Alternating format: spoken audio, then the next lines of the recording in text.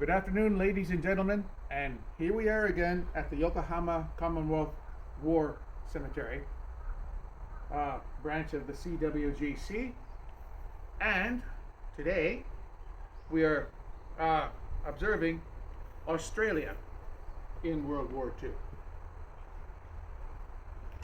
Here is a picture of an Australian light machine gun team in action during the Aitape Wewak campaign in June 1945.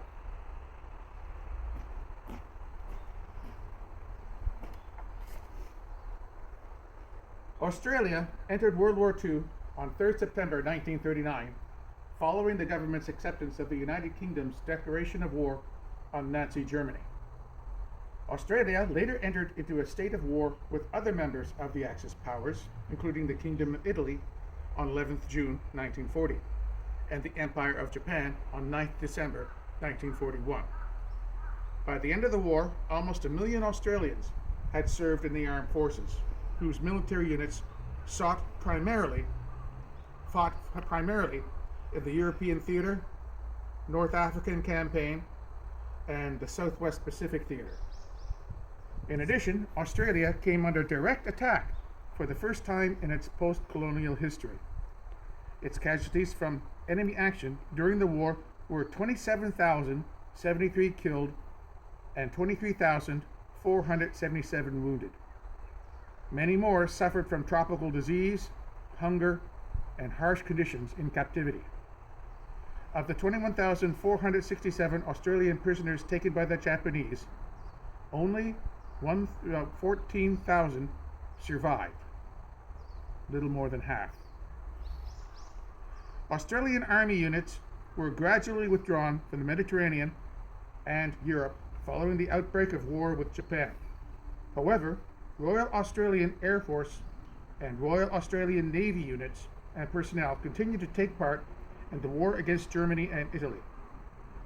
From 1942 until early 1944, Australian forces played a key role in the Pacific War, making up the majority of Allied strength throughout much of the fighting in the Southwest Pacific Theater. While the military was largely relegated to subsidiary fronts from mid-1944, it continued offensive operations against the Japanese until the war ended. World War II contributed to major changes in the nation's economy, military, and foreign policy. The war accelerated the process of industrialization, led to the development of larger peacetime military, and began the process with which Australia shifted the focus of its foreign policy from Britain to the United States. The final effects of the war also contributed to the development of a more diverse and cosmopolitan Australian society. Outbreak of the war. Here is an image of women, friends, and family on the wharf, waving farewell to the departing troop ship RMS Strathallan, carrying the advance party of the 6th Division to service overseas. They include George Allen Vasey's wife, Jessie Vasey, second from the left. The photograph is especially poignant because Vasey did not survive the war.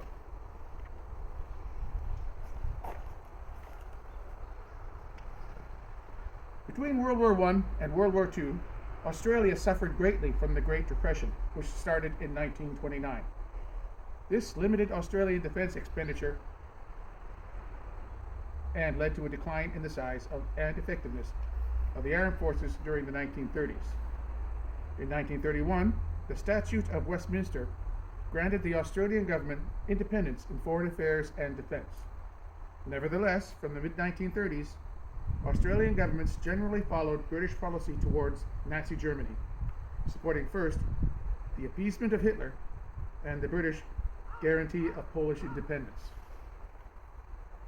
Australian Prime Minister Robert Menzies asked the British government to notify Germany that Australia was an associate of the United Kingdom. On 3rd September 1939, Britain declared war when its ultimatum for Germany to withdraw from Poland expired. Because the Statute of Westminster had not yet been ratified by the Australian Parliament, any declaration of war by the UK applied to Australia by default. After the British informed Menzies of the declaration of war, the Governor-General of Australia issued a proclamation of the existence of war in Australia. Menzies' support for the war was based on the notion of an imperial defense system, upon which he believed Australia relied and which would be destroyed if the UK was defeated. This position was generally accepted by the Australian public, although there was little enthusiasm for war. At the time war broke out in Europe, the Australian armed forces were less prepared than at the outbreak of World War I in August 1914. The Royal Australian Navy, RAN, the best prepared of the three services, was small and equipped with only 2 heavy cruisers, 4 light cruisers, 2 sloops, 5 obsolete destroyers, and a number of small and auxiliary warships. The Australian Army comprised of a small permanent cadre of 3,000 men and 80,000 part-time militiamen who had volunteered for training with the Citizen Military Forces, the CMF. The Royal Australian Air Force, the RAAF, the weakest of the services, had 246 aircraft, few of them modern. While the Commonwealth government began a large military expansion and transferred some RAAF aircrew and units to British control upon the outbreak of war, it was unwilling to immediately dispatch an expeditionary force overseas due to the threat posed by Japanese intervention. The first Australian shot of the war took place several hours after the declaration of war when a gun at Fort Queenscliff fired across the bows of an Australian ship that failed to identify itself as it attempted to leave Melbourne without required clearances. On 10th October 1939, a short Sunderland of No. 10 Squadron, based in England for re-equipment, became the first Australian and the first Commonwealth Air Force unit to go into action when it undertook a mission to Tunisia.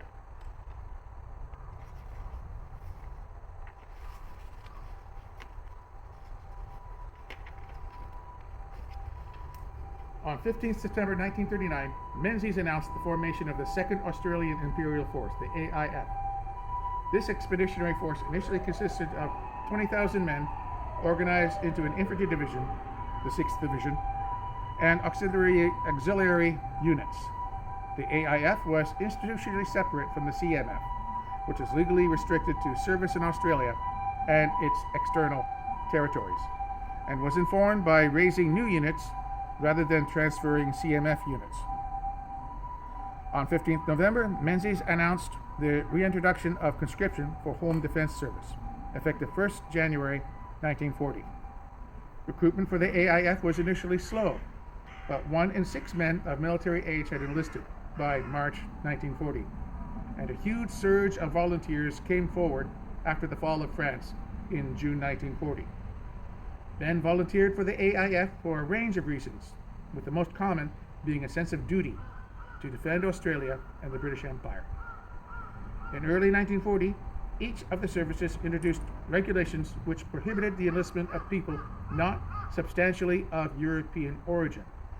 While these regulations were strictly enforced by the RAN and Army, the RAAF continued to accept small numbers of non-European Australians. The AIF's major units were raised between 1939 and 1941. The 6th Division formed during October and November 1939 and embarked for the Middle East in early 1940 to complete its training and to receive modern equipment after the British government assured the Australian government that Japan did not pose an immediate threat. The division was intended to join the British Expeditionary Force in France when its preparations were complete, but this did not eventuate as Axis forces conquered France before the division was ready. A further 3 AIF infantry divisions, the 7th Division, 8th Division, and 9th Division, were raised in the first half of 1940, as well as a Corps headquarters, I Corps, or First Corps, and numerous support and service units. All of these divisions and the majority of the support units deployed overseas during 1940 and 1941. An AIF Armored Division, the 1st Armored Division, was also raised in early 1941 but never left Australia. While the government initially planned to deploy the entire RAAF overseas, it was later decided to focus the force's resources on training aircrew to facilitate a massive expansion of Commonwealth air power.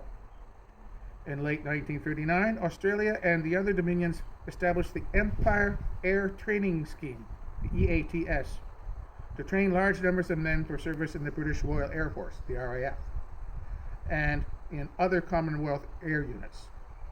Almost 28,000 Australians eventually trained through EATS in schools in Australia, Canada, and Rhodesia.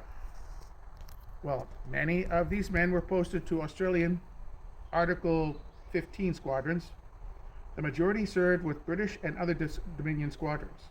Moreover, these nominally Australian squadrons did not come under RAAF control, and Australians often made up a minority of their airmen.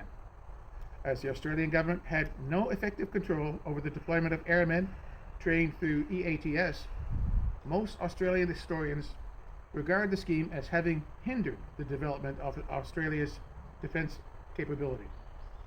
Nevertheless, RAAF airmen trained through EATS represented about 9% of all aircrew who fought for the RAF in the European and Mediterranean theaters and made an important contribution to the Allied operations.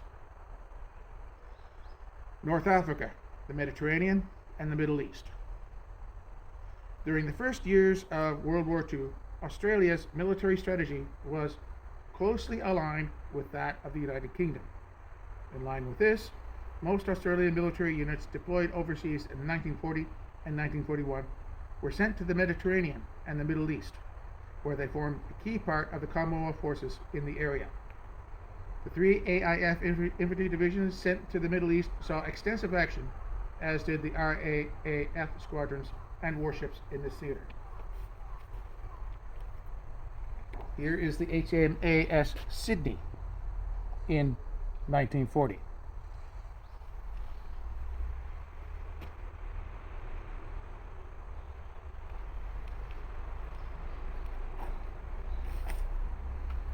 The RAN became the first of the Australian services to see action in the Mediterranean theater.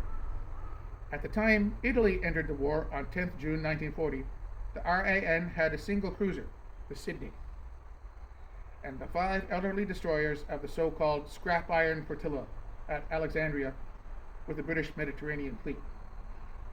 During the first days of the Battle of the Mediterranean, Sydney sank an Italian destroyer, and Voyager, a submarine. The Mediterranean fleet maintained a high operational tempo, and on 19th July, Sydney, with the British destroyer squadron in company, engaged the fast Italian light cruisers Bartolomeo, Colleoni, and Giovanni del Bandinere in the Battle of Cape Spada. In the running battle which followed, Bartolomeo Colleoni was sunk. The Australian ships spent much of their time at sea throughout 1940. Sydney's sister ship, Perth, relieved her in February 1941. The Australian Army first saw action in Operation Compass, the successful Commonwealth offensive in North Africa, which took place between December 1940 and February 1941. The 6th Division relieved the 4th Indian Division on 14th December. Although the 6th Division was not fully equipped, it had completed its training and was given the task of capturing Italian forces bypassed by the British 7th Armored Division during its advance. Here's a map of North Africa showing the progress of Operation Compass and strategic locations.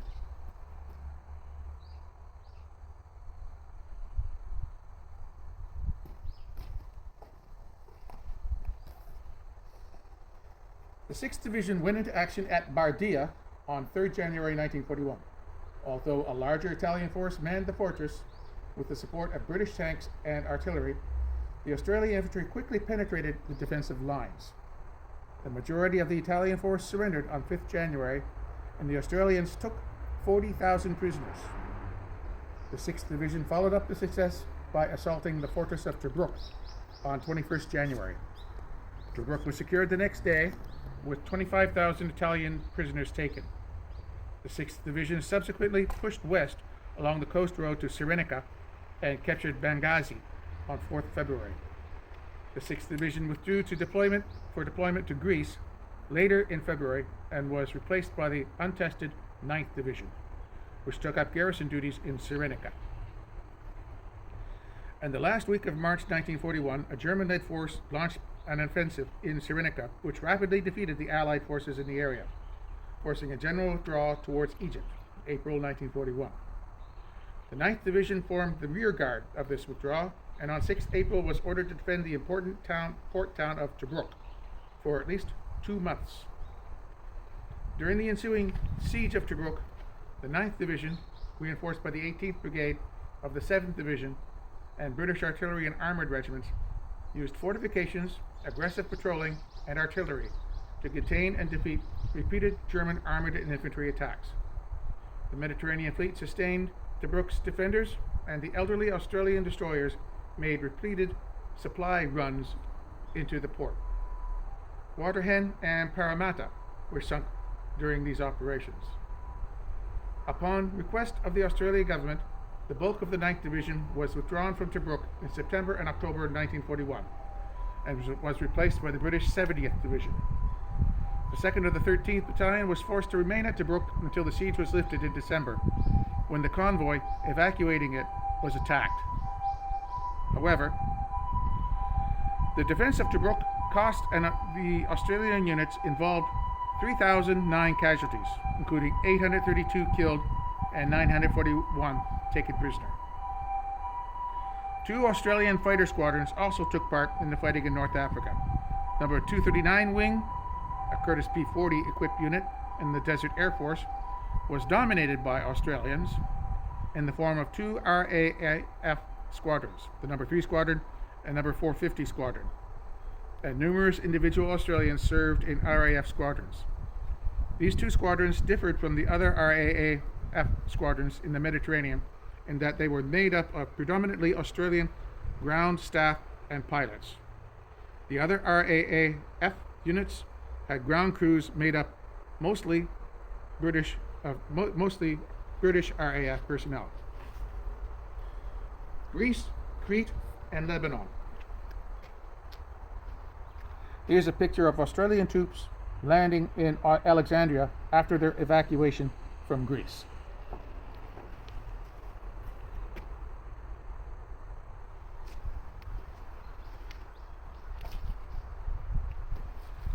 In early 1941, the 6th Division and 1st Corps headquarters took part in the ill-fated Allied expedition to defend Greece from an anticipated German invasion. The Corps commander, Lieutenant General Thomas Blamey, and Prime Minister Menzies both regarded the operation as risky, but agreed to Australian involvement after the British government provided them with briefings which deliberately understated the chance of defeat. The Allied force deployed to Greece was much smaller than the German force in the region, and inconsistencies between Greek and Allied plans compromised the defense of the country. Australian troops arrived in Greece during March 1941 and manned defensive positions in the north of the country alongside British, New Zealand, and Greek units. HMAS Perth formed part of the naval force which protected the Allied troop convoys traveling to Greece and participated in the Battle of Cape Matapan in late March. The outnumbered Allied force, unable to halt the Germans when they invaded on 6 April, had to retreat. The Australians and other Allied units conducted a fighting withdrawal from their initial positions, and naval ships evacuated them from southern Greece between 24th April and 1st May. Australian warships formed part of the force which protected the evacuation and embarked hundreds of soldiers from Greek ports. The 6th Division suffered heavy casualties in this campaign, with 320 men killed and 2,030 captured. While most of the 6th Division returned to Egypt, the 19th Brigade Group and 2 provisional infantry battalions landed on Crete, where they formed a key part of the island's defenses. The 19th Brigade was initially successful in holding its positions when German paratroopers landed on 20th May, but was gradually forced to retreat. After several key airfields were lost, the Allies evacuated the island's garrison, and approximately 3,000 Australians, including the entire 2nd of the 7th Infantry Battalion, could not be evacuated and were taken prisoner. As a result of its heavy casualties, the 6th Division required substantial reinforcements and equipment before it was again ready for combat. Perth and the new destroyers Napier and Nizam also took part in the operations around Crete, with Perth embarking soldiers for evacuations to Egypt.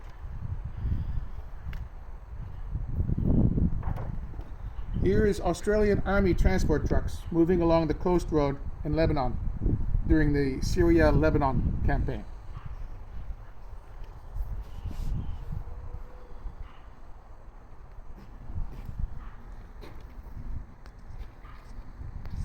The Allied defeat during the Greek campaign indirectly contributed to a change of government in Australia. Prime Minister Menzies' leadership weakened during the lengthy period he spent in Britain during early 1941, and the high Australian losses in the Greek campaign led many members of the United Australia Party, the UAP, to conclude that he was not capable of leading the Australian war effort. Menzies resigned on 26 August after losing the confidence of his party, and Arthur Fadden from the Country Party, the UAP's coalition partner, became Prime Minister. Fadden's government collapsed on 3rd October, and an Australian Labor Party government under the leadership of John Curtin took power. The 7th Division and the 17th Brigade from the 6th Division formed a key part of the Allied ground forces during the Syria-Lebanon campaign, fought against Vichy French forces in June and July 1941. RAAF aircraft also joined the RAF in providing close air support. The Australian force entered Lebanon on 8th June and advanced along the coast road and Litani River Valley. Although Allied planners had expected little resistance, the Vichy forces mounted a strong defense and counterattacks which made good use of the mountainous terrain. After the Allied attack became bogged down, reinforcements were brought in, and the Australian 1st Corps headquarters took command of the operation on 18th June. These changes enabled the Allies to overwhelm the French forces, and the 7th Division entered Beirut on 12th July. The loss of Beirut and a British breakthrough in Syria led the Vichy commander to seek an armistice, and the campaign ended on 13th July 1941. El Alamein. Here are the guns of the 2nd of the 8th Field Regiment at El Alamein in July 1942. Here are the Australian guns at El Alamein.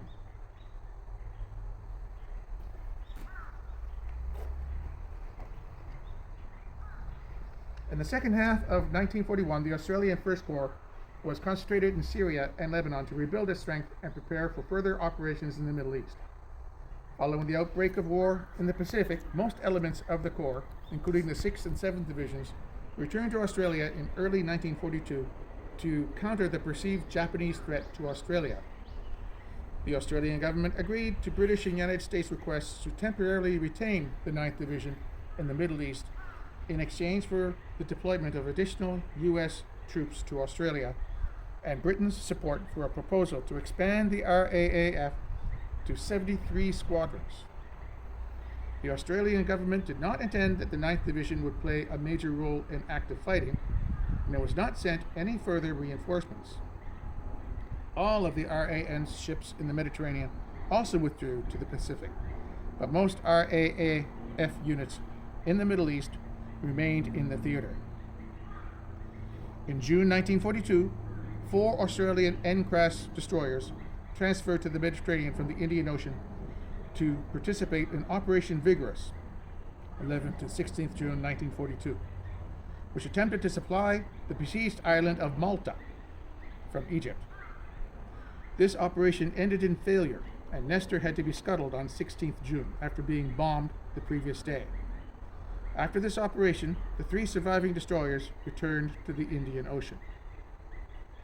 In mid-1942, the Axis forces defeated the Commonwealth force in Libya and advanced into northwest Egypt.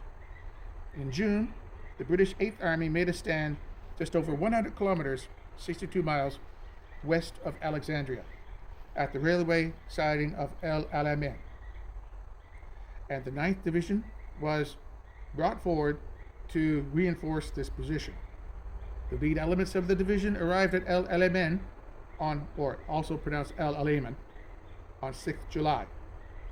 And the division was assigned the most northerly section of the Commonwealth defensive line. The 9th Division played a significant role in the First Battle of El Alamein, 1st to 27th July 1942, which halted the Axis advance, though at the cost of heavy casualties, including the entire 2nd of the 28th Infantry Battalion, which was forced to surrender on 27th July. Following this battle, the division remained at the northern end of the El Alamein line and launched diversionary attacks during the Battle of Alem el Haifa in early September. Alem el Halfa. In October 1942, the 9th Division and the RAAF squadrons in the area took part in the Second Battle of El Alamein, 23rd October to 11th November 1942, after a lengthy period of preparation.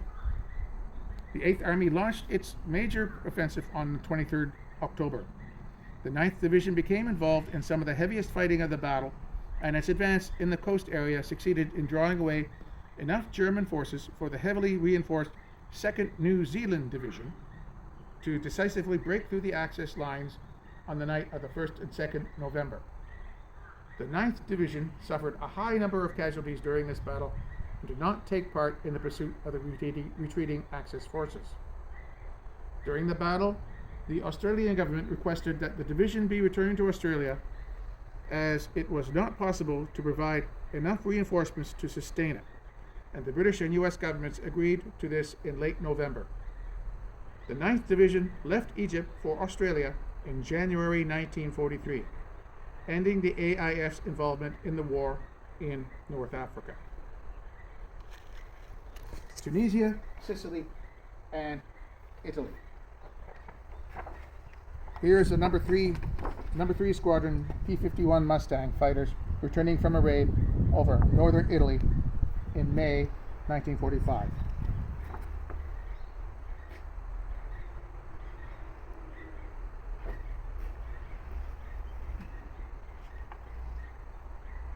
Although the Second Battle of El Alamein marked the end of a major Australian role in the Mediterranean, several RAAF units and hundreds of Australians attached to Commonwealth forces remained in the area until the end of the war.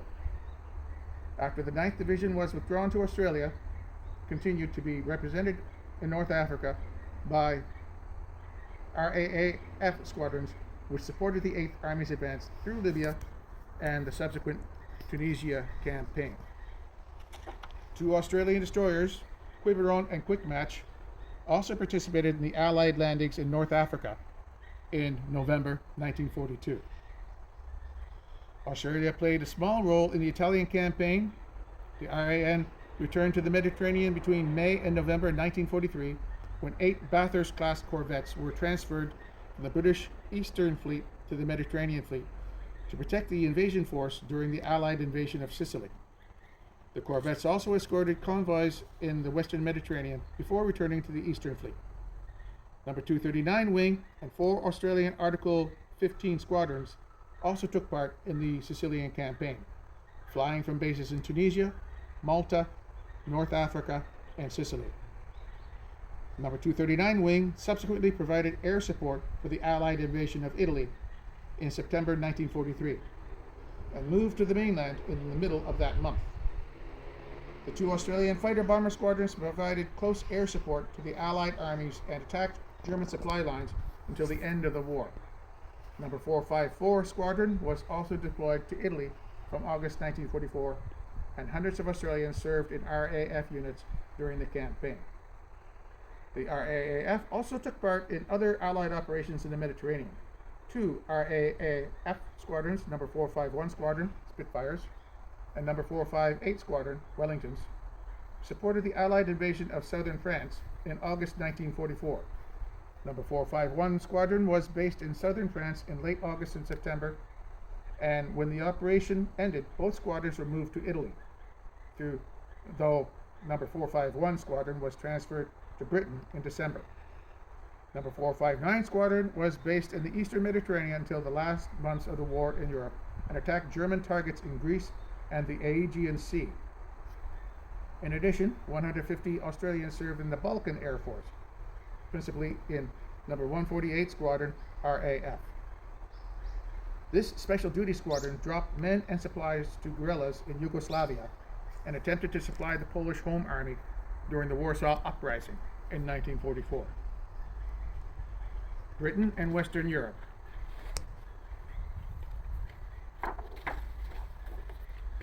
This is number 10 Squadron Sunderland, departing for a patrol over the Atlantic in 1941.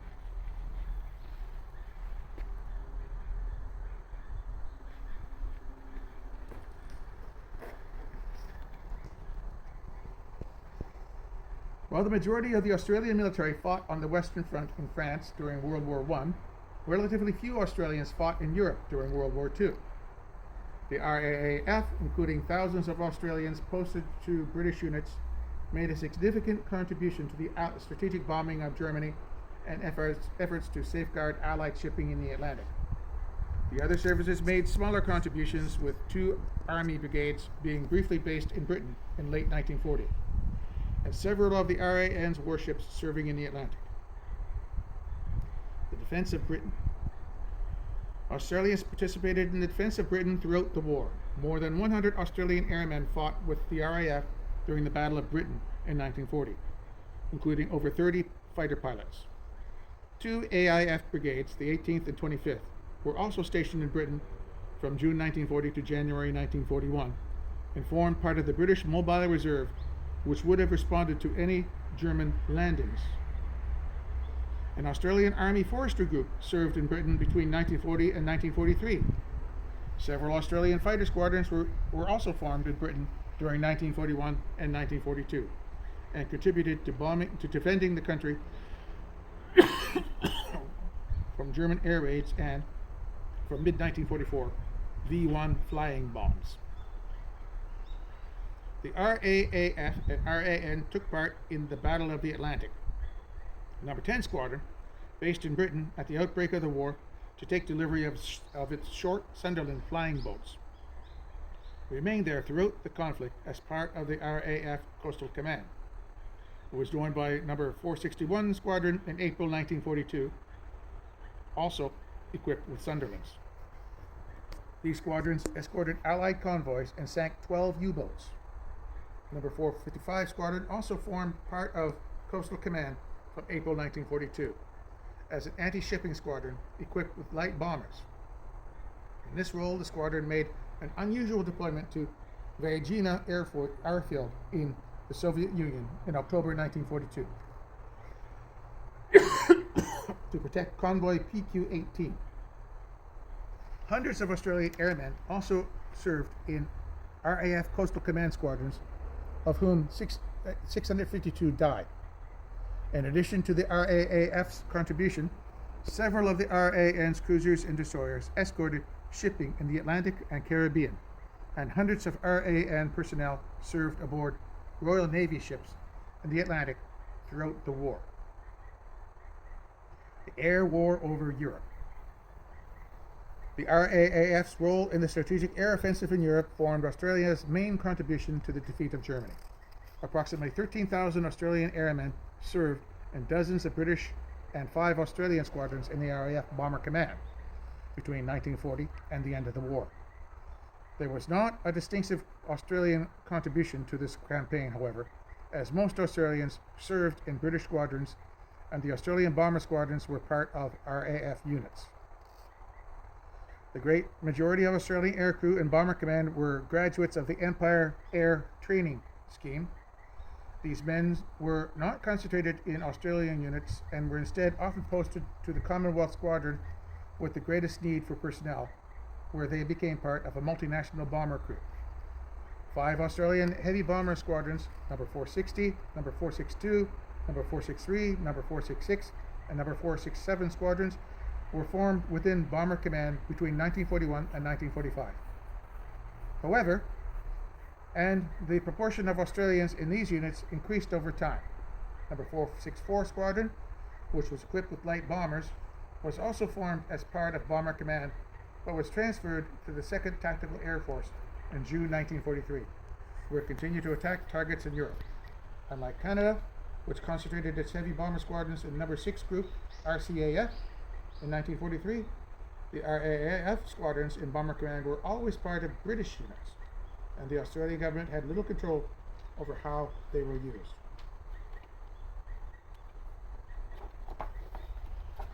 This is number 453 Squadron Spitfires in Normandy during 1944.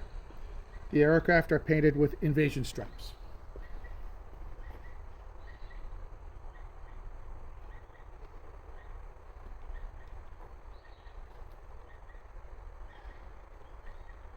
Australians took part in all of Bomber Command's major offensives and suffered heavy losses during raids on German cities and targets in France.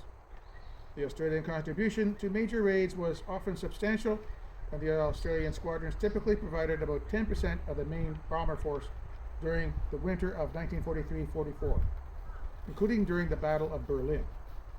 Overall, the Australian squadrons in Bomber Command dropped 6% of the total weight of bombs dropped by the command during the war. Australian aircrew in Bomber Command had one of the highest casualty rates of any part of the Australian military during World War II. Although 2% of Australians enlisted in the military served with Bomber Command, they incurred almost 20% of all Australian deaths in combat. 3,486 were killed and hundreds more were taken prisoner. Hundreds of Australians participated in the liberation of Western Europe during 1944 and 1945. 10 RAAF squadrons, hundreds of Australians in RAF units, and about 500 Australian sailors serving with the Royal Navy formed part of the force assembled for the landing in Normandy on 6 June 1944. Overall, it has been estimated that about 3,000 Australian personnel took part in this operation. From 11th June to until September 1944, the Spitfire-equipped number 453 Squadron, RAAF, was often based as at forward airfields in France, and it was an Australian light bomber and heavy bomber squadron supported the liberation of France. RAAF light bomber and fighter squadrons continued to support the Allied armies until the end of the war in Europe by attacking strategic targets and escorting bomber formations. Number 451 and 453 squadrons formed part of the British Army of Occupation in Germany from September 1945, and it was planned that there would be a long-term Australian presence in this force. Few RAAF personnel volunteered to remain in Europe, however, and both squadrons were disbanded in January 1946. War in the Pacific. This is the map of the Japanese advance through the Malay Barrier in 1941-1942 and feared defensive operations against Australia.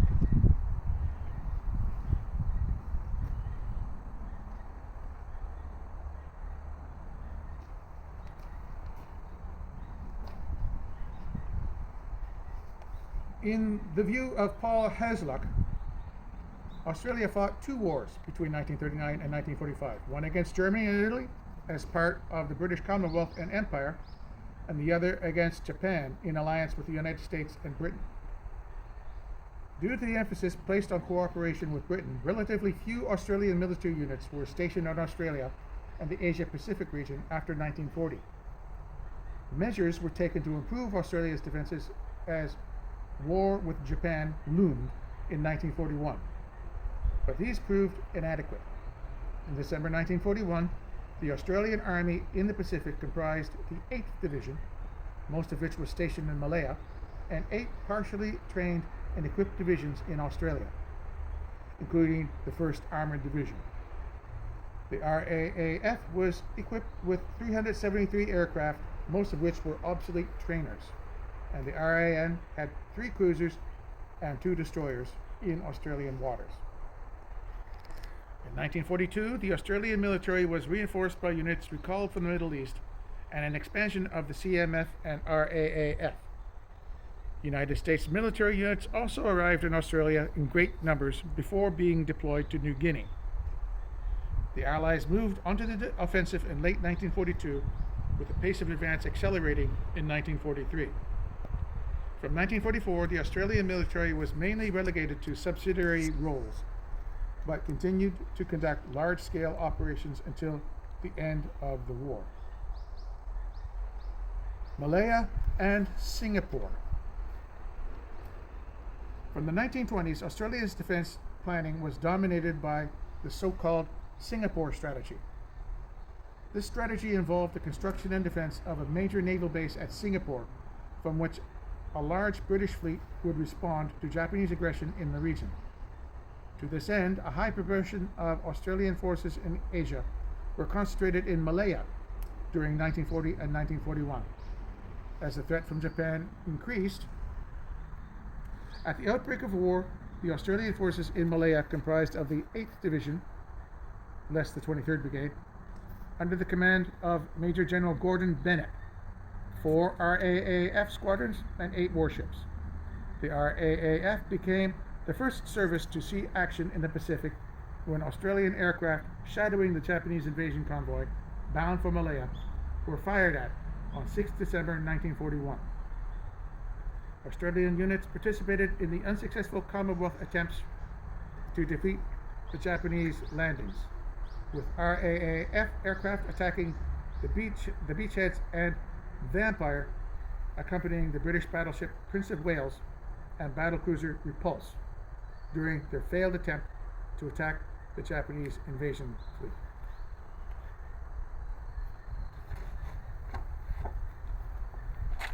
Here are Australian anti-tank gunners overlooking the Johor Causeway between Singapore and Malaya in February 1942.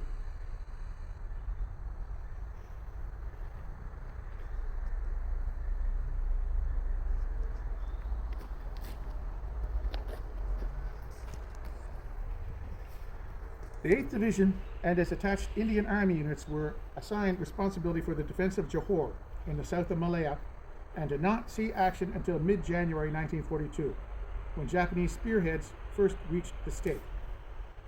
The division's first engagement was the Battle of Muar, in which the Japanese 25th Army was able to outflank the Commonwealth positions due to Bennett misdeploying the forces under his command, so that the weak Indian 45th Brigade was assigned the crucial coastal sector and the stronger Australian brigades were deployed in the less threatened areas. While the Commonwealth forces in Johor achieved a number of local victories, they were unable to do more than slow the Japanese advance and suffered heavy casualties. After being outmaneuvered by the Japanese, the remaining Commonwealth units withdrew to Singapore on the night of 30th to 31st January. Following the withdrawal to Singapore, the 8th Division was deployed to defend the island's northwest coast. Due to the casualties suffered in Johor, most of the division's units were at half strength. The commander of the Singapore fortress, Lieutenant General Arthur Ernest Percival, believed that the Japanese would land on the northeast coast of the island and deployed the near full-strength British 18th Division to defend this sector. The Japanese landing on 8th February took part in the Australian sector, however, and the 8th Division was forced from its positions after just 2 days of heavy fighting. The division was also unable to turn back the Japanese landing at Kranji and withdrew to the center of the island. After further fighting, in which the Commonwealth forces were pushed into a narrow perimeter around the urban area of Singapore, Percival surrendered his forces on 15th February. Following the surrender, 14,972 Australians were taken prisoner, though some escaped on ships. These escapees included Major General Bennett, who was found by 2 post-war inquiries to have been unjustified in leaving his command. The loss of almost a quarter of Australia's overseas soldiers and the failure of the Singapore strategy that had permitted it to accept the sending of the AIF to aid Britain stunned the country. Netherlands East Indies and Rabaul. While Australia's contribution to the pre-war plans to defend Southeast Asia from Japanese aggression was focused on the defense of Malaya and Singapore, small Australian forces were also deployed to defend several islands to the north of Australia. The role of these forces was to defend strategic airfields, which could be used to launch attacks on the Australian mainland. Detachments of coast watchers were also stationed in the Bismarck Archipelago and Solomon Islands to report on any Japanese operations there.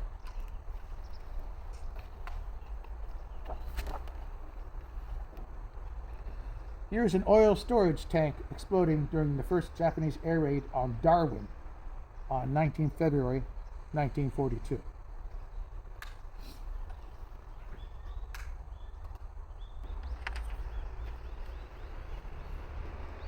At the start of the Pacific War, the strategic port town of Rabaul in New Britain was defended by Lark Force, which was comprised of the 22nd Infantry Battalion, reinforced with coastal artillery and a poorly equipped RAAF bomber squadron. While Lark Force was regarded as inadequate by the Australian military, it was not possible to reinforce it before the Japanese South Seas Force landed at Rabaul on 23 January 1942. The outnumbered Australian force was swiftly defeated, and most of the survivors surrendered in the weeks after the battle.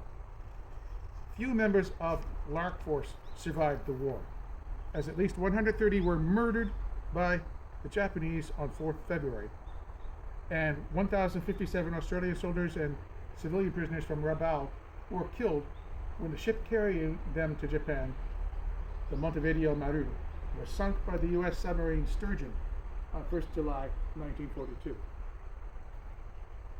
AIF troops were also dispatched from Darwin to the Netherlands East Indies, NEI, in the first weeks of the Pacific War.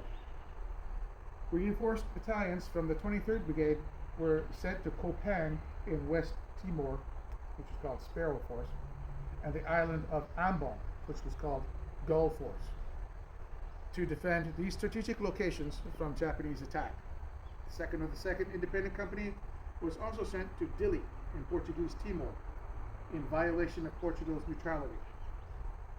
The force at Ambon was defeated by the Japanese landing on 30th January and surrendered on 3rd February 1942. Over 300 Australian prisoners were subsequently killed by Japanese troops in a series of mass executions during February, while the force at Kopang was defeated after the Japanese landed there on 20th February and also surrendered. Australian commandos waged a guerrilla campaign against the Japanese in Portuguese Timor until February 1943. Voyageur and Armidale were lost in September and December 1942 respectively, while operating in support of the commanders.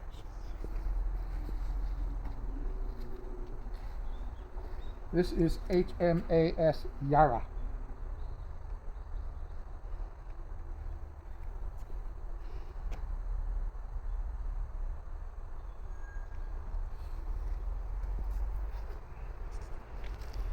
In the lead up to the Japanese invasion of Java, a force of 242 carrier and land-based aircraft attacked Darwin on 19 February 1942.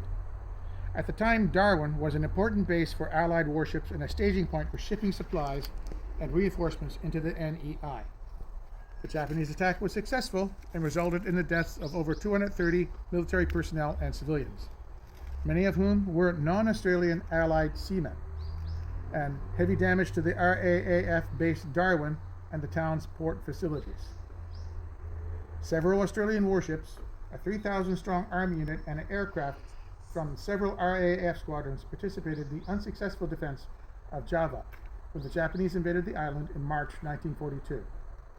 Perth formed part of the main American, British, Dutch, Australian Command, the ABDA-COM naval force, which was defeated in the Battle of the Java Sea on 27 February during an attempt to intercept one of the Japanese invasion convoys.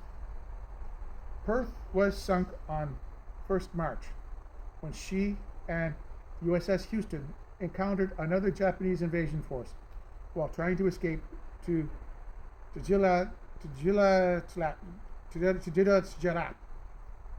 on the south coast of Java. The sloop Yara was also sunk off the south coast of Java when she was attacked by 3 Japanese cruisers while escorting a convoy on 4th March. Other Australian warships, including the light cruiser Hobart and several corvettes, successfully escaped from NEI waters. An Army force made up of elements from the 7th Division also formed part of the ABDA-COM land forces on Java, but saw little action before it surrendered at Bandung on 12th March, after the Dutch forces on the island began to capitulate. RAAF aircraft operating from bases in Java and Australia also participated in the fighting, and 160 ground crew from No. 1 Squadron RAAF were taken prisoner. Following the conquest of the NEI, the Japanese Navy's main aircraft carrier force raided the Indian Ocean. This force attacked Ceylon, now called Sri Lanka, in early April, and Vampire was sunk off Trincomalee on 12th April while escorting the HMS Hermes, which was also lost. That was an aircraft carrier. The Australian Army's 16th and 17th Brigades formed part of the island's garrison at the time of the raid, but did not see action. Build-up of forces in Australia. After the fall of Singapore, the Australian government and people expected an invasion soon. The Battle of Britain occurred after Dunkirk. The fall of Singapore opens the battle for Australia, Curtin said, which threatened the Commonwealth, the United States, and the entire English-speaking world. The fear was greatest until June 1942. Curtin said on 16 February, "The protection of this country is no longer that of a contribution to a world at war, but the resistance to an enemy threatening to invade our own shore. It is now work or fight, as we have never worked or fought before.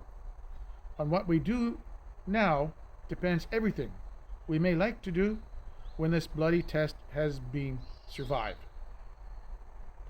Australia was ill-equipped to counter such an attack. The RAAF lacked modern aircraft, and the RAN was too small and unbalanced to counter the Imperial Japanese Navy. Additionally, the Army, although large, contained many inexperienced units and lacked mobility. In response to this threat, most of the AIF was brought back from the Middle East, and the government appealed to the United States for assistance. British Prime Minister Winston Churchill attempted to divert the 6th and 7th Divisions to Burma while they were en route to Australia, but Curtin refused to authorize this movement. As a compromise, 2 brigades of the 6th Division disembarked at Ceylon, Sri Lanka, and formed part of the island's garrison until they returned to Australia in August 1942. Here are Australian soldiers exercising to defend Geraldton, Western Australia, in October 1942. Here's a propaganda poster of the time. It says, "He's coming south. It's fight, work, or perish." This was a propaganda poster warning of the danger of Japanese invasion.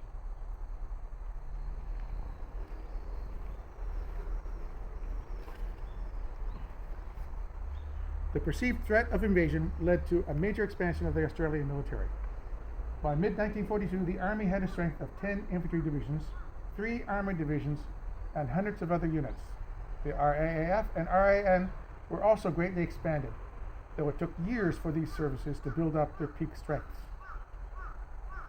Due to the increased need for manpower, the restrictions which prohibited non-Europeans from joining the military ceased to be enforced from late 1941, and about 3,000 Indigenous Australians, Aborigines, eventually enlisted. Most of these personnel were integrated into existing formations, but a small number of racially segregated units such as the Torres Strait Light Infantry Battalion were formed. A number of small units made up of Indigenous Australians also established to patrol northern Australia and harass any Japanese forces which landed there. The members of these units did not receive pay or awards for their service until 1992. Thousands of Australians who were ineligible for service in the military responded to the threat of attack by joining auxiliary organizations such as the Volunteer Defence Corps and the Volunteer Air Observers Corps, which were modeled on the British Home Guard and the Royal Observer Corps, respectively. Australia's population and industrial base were not sufficient to maintain the expanded military after the threat of invasion had passed, and the army was progressively reduced in size from 1943, while only 53 of the 73 RAAF squadrons approved by the government were ever raised. Despite Australian fears, the Japanese never intended to invade the Australian mainland. While an invasion was considered by the Japanese Imperial General Headquarters in February 1942, it was judged to be beyond the Japanese military's capabilities, and no planning or other preparations were undertaken. Instead, in March 1942, the Japanese military adopted a strategy of isolating Australia from the United States by capturing Port Moresby in New Guinea and the Solomon Islands, Fiji, Samoa, and New Caledonia. This plan was frustrated by the Japanese defeat in the Battle of the Coral Sea and was postponed indefinitely after the Battle of Midway. While these battles ended the threat to Australia, the Australian government continued to warn that an invasion was possible until mid-1943.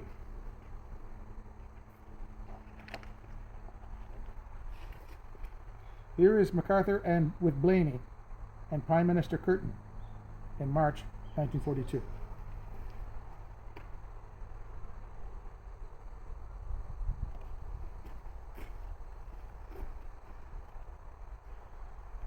The collapse of British power in the Pacific also led Australia to reorient its foreign and military policy towards the United States. Curtin stated in December 1941 that Australia looks to America, free of any pangs as to our traditional links or kinship with the United Kingdom. In 1942, the US and British governments agreed that Australia would become a strategic responsibility of the United States, and the Allied Anzac Force was created specifically to defend the Australian continent. In March, General Douglas MacArthur arrived in Australia after escaping from the Philippines and assumed command of the Southwest Pacific Area, thus SWPA. All of the Australian military's combat units in this area were placed under MacArthur's command, and MacArthur replaced the Australian Chiefs of Staff as the Australian government's main source of military advice until the end of the war. Australian General Thomas Blamey was appointed the Allied Land Force commander, but MacArthur did not permit him to command American forces. MacArthur also rejected U.S. Army Chief of Staff General George Marshall's request that he appoint Australians to senior posts in his general headquarters. Nevertheless, the partnership between Curtin and MacArthur proved beneficial for Australia between 1942 and 1944, as MacArthur was able to communicate Australian requests for assistance to the U.S. government. Large numbers of United States military personnel were based in Australia during the first years of the Pacific War. The first U.S. units arrived in Australia in early 1942, and almost 1 million U.S. personnel passed through Australia during the war. Many U.S. military bases were constructed in northern Australia during 1942 and 1943, and Australia remained an important source of supplies to U.S. forces in the Pacific until the end of the war. Though relations between Australians and Americans were generally good, there was some conflict between U.S. and Australian soldiers, such as the Battle of Brisbane, which was a big brawl. And the Australian government only reluctantly accepted the presence of African American troops.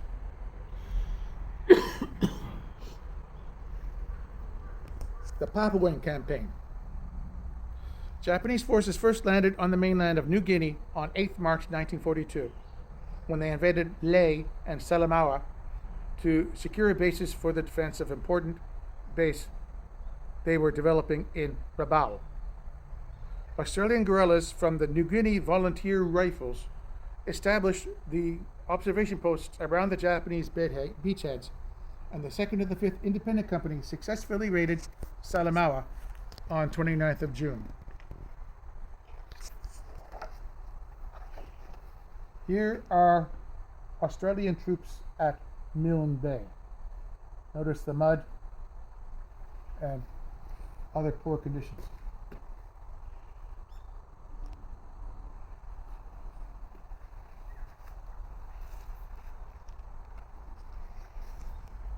After the Battle of the Coral Sea frustrated the Japanese plan to capture Port Moresby via an amphibious landing, the Japanese attempted to capture the town by landing the South Seas Force at Buna on the north coast of Papua and advancing overland using the Kokoda Track to cross the rugged Owen Stanley Range. The Kokoda Track campaign began on 22nd July when the Japanese began their advance, opposed by an ill-prepared CMF brigade designated Marobra Force. This force was successful in delaying the South Seas Force, but was unable to halt it. 2 AIF battalions from the 7th Division reinforced the remnants of Marobra Force on 26th August, but the Japanese continued to make ground and reached the village of Loribaiwa near Port Moresby on 16th September. The South Seas Force was forced to withdraw back along the track on this day, however, as supply problems made any further advance impossible, and an Allied counter-landing at Buna was feared. Australian forces pursued the Japanese along the Kokoda Track and forced them into a small bridgehead on the north coast of Papua in early November. The Allied operations on the Kokoda Track were made possible by native Papuans who were recruited by the Australian New Guinea Administrative Unit, often forcibly, to carry supplies and evacuate wounded personnel. The RAAF and USAAF also played an important role throughout the campaign by attacking the Japanese forces' supply lines and airdropping supplies to Australian Army units. Here are pictures of the maps during the Papua campaign.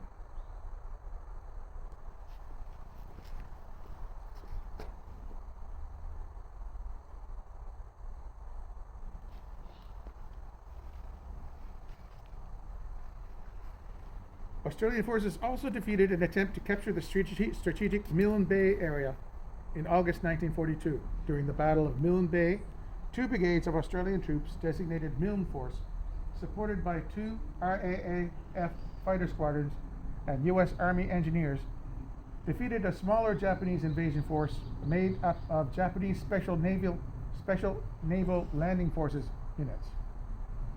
This was the first notable Japanese land defeat and raised Allied morale across the Pacific theater. Australian and U.S. forces attacked the Japanese bridgehead in Papua in late November 1942, but did not capture it until January 1943. The Allied force comprised the exhausted 7th Division and the inexperienced and ill-trained U.S. 32nd Infantry Division, and was short of artillery and supplies.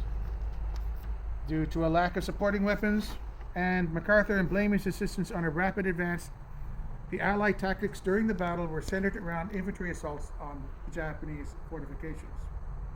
These resulted in heavy casualties, and the area was not secured until 22nd January 1943. Throughout the fighting in Papua, most of the Australian personnel captured by Japanese troops were murdered. In response, Australian soldiers aggressively sought to kill their Japanese opponents for the remainder of the war. The Australians generally did not attempt to capture Japanese personnel, and some prisoners of war were murdered.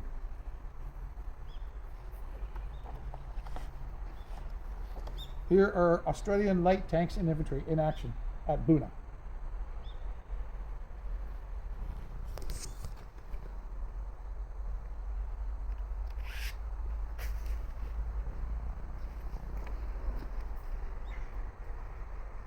Following the defeats in Papua and Guadalcanal, the Japanese withdrew to a defensive perimeter in the territory of New Guinea. In order to secure their important bases at Lae and Salamaua, they attempted to capture Wau in January 1943. Reinforcements were flown into the town and defeated the Japanese force in its outskirts following heavy fighting. The Japanese force began to withdraw towards the coast on 4th February. Following their defeat at Wau, the Japanese attempted to reinforce Lae in preparation for an expected Allied offensive in the area. This ended in disaster when, during the Battle of the Bismarck Sea, a troop convoy was destroyed by US AAF and RAAF aircraft from the US 5th Air Force and No. 9 Operational Group RAAF, with the loss of about 3,000 troops. The Papuan campaign led to a significant reform in the composition of the Australian Army. During the campaign, the restriction banning CMF personnel from serving outside of Australian territory hampered military planning and caused tensions between the AIF and the CMF.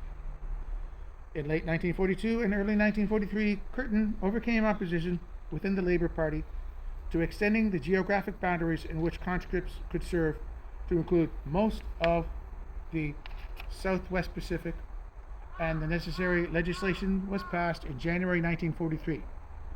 The 11th Brigade was the only CMF formation to serve outside of Australian territory, however, when it formed part of the Merauke force in the NEI during 1943 and 1944. Attacks on Australian shipping. This is a Liberty ship sinking after being attacked by I-21 near Port Macquarie in February 1943. There's an Australian ship. The Japanese efforts to secure New Guinea included a prolonged submarine offensive against the Allied lines of communication between the United States and Australia and New Guinea. These were not the first Axis naval attacks on Australia. During 1940 and 1941, 5 German surface raiders operated in Australian waters at various times. The German attacks were not successful in disrupting Australian merchant shipping, though Sydney was sunk with the loss of her entire crew of over 640 men in November 1941 in the battle with the German auxiliary cruiser Cormoran off the coast of Western Australia. Following the defeat of the Japanese surface fleet, the IJN deployed submarines to disrupt Allied supply lines by attacking shipping off the Australian east coast. This campaign began with an unsuccessful midget submarine raid on Sydney Harbour on the night of 31st May 1942. Following this attack, Japanese submarines operated along the Australian east coast until August 1942, sinking 8 merchant ships. The submarine offensive resumed in January 1943 and continued until June, during which time a further 15 ships were sunk off the east coast. The 1943 sinkings included the hospital ship Centaur, which was torpedoed off Queensland on 14th May with a loss of 268 lives. The Japanese did not conduct further submarine attacks against Australia after June 1943, as their submarines were needed to counter Allied offensives elsewhere in the Pacific. A single German submarine, the U-862, operated in the Pacific Ocean during the war, cruising off the Australian coast and New Zealand in December 1944 and January 1943. It sank 2 ships in Australian waters before returning to Batavia. Considerable Australian and other Allied military resources were devoted to protecting shipping and ports from Axis submarines and warships. For instance, the RAN escorted over 1,100 coastal convoys. The Army established coastal defenses to protect important ports, and a high proportion of the RAAF's operational squadrons were used to protect shipping at various times. Nevertheless, the use of these units for defensive tasks and the shipping casualties in Australian waters did not seriously affect the Australian economy or Allied war effort. The New Guinea offensives. After halting the Japanese advance, Allied forces went on the offensive across the SWPA from mid-1943. Australian forces played a key role throughout this offensive, which was designated Operation Cartwheel. In particular, General Blamey oversaw a highly successful series of operations around the northeast tip of New Guinea, which was the high point of Australia's experience of operational level command during the war.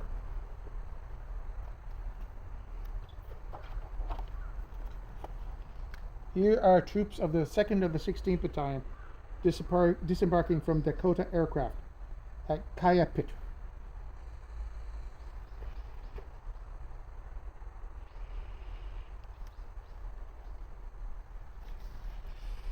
After the successful defense of Wau, the 3rd Division began advancing towards Salamaua in April 1943. This advance was mounted to divert attention from Lae, which was one of the main objectives of Operation Cartwheel, and proceeded slowly. In late June, the 3rd Division was reinforced by U.S. 167 Regimental Combat Team, which stayed an amphibious landing to the south of Salamaua. The town was eventually captured on 11 September 1943. In early September 1943, Australian-led forces mounted a pincer movement to capture Lae. On 4 September, 9th Division made an amphibious landing to the east of the town and began advancing to the west. The following day, the U.S. 503rd Parachute Regiment made an unopposed parachute drop at Nadzam, just west of Lae. Once the airborne forces secured Nadzam airfield, the 7th Division was flown in and began advancing to the east in a race with the 9th Division to capture Lae. This race was won by the 7th Division, which captured the town on 15 September. The Japanese forces at Salamaua and Lae suffered heavy losses during this campaign, but were able to escape to the north. Here are two maps of Operation Cartwheel in New Guinea and in western New Britain.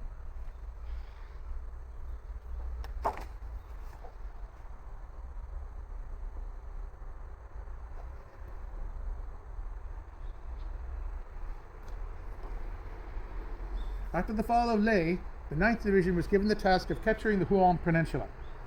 The 20th Brigade landed near the strategic harbor of Finschhafen on 22nd September 1943 and secured the area. The Japanese responded by dispatching the 20th Division overland to the area, and the remainder of the 9th Division was gradually brought in to reinforce the 20th Brigade against the expected counterattack. The Japanese mounted a strong attack in mid-October, which was defeated by the 9th Division after heavy fighting. During the second half of November, the 9th Division captured the hills inland of Finschhafen from a well-dug-in Japanese forces. Following its defeat, the 20th Division retreated along the coast with the 9th Division and the 4th Brigade in pursuit. The Allies scored a major intelligence victory towards the end of this campaign when Australian engineers found the 20th Division's entire cipher library, which had been buried by the retreating Japanese. These documents led to a code-breaking breakthrough, which enabled MacArthur to accelerate the Allied advance by bypassing Japanese defensives.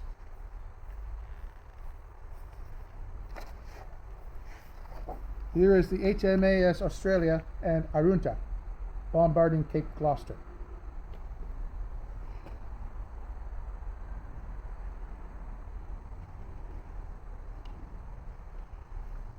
While the 9th Division secured the coastal region of the Huon Peninsula, the 7th Division drove the Japanese from the inland Finisterre Range. The Finisterre Range campaign began on 17th September when the 2nd of the 6th Independent Company was air-landed in the Markham Valley. The company defeated a larger Japanese force at Kayapit and secured an airstrip which was used to fly the division's 21st and 25th Brigades in. Through aggressive patrolling, the Australians forced the Japanese out of positions in extremely rugged terrain, and in January 1944, the division began its attack on the key Shaggy Ridge position. The ridge was taken by the end of January, with the RAAF playing a key supporting role. Following this success, the Japanese withdrew from the Finisterre Range, and Australian troops linked up with American patrols from Sidor on 21st April and secured Madang on 24th April.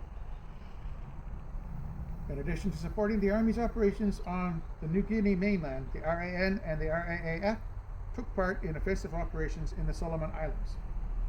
This involvement had begun in August 1942, when both the RAN's heavy cruisers, Australia and Canberra, supported by the U.S. Marine landing at Guadalcanal.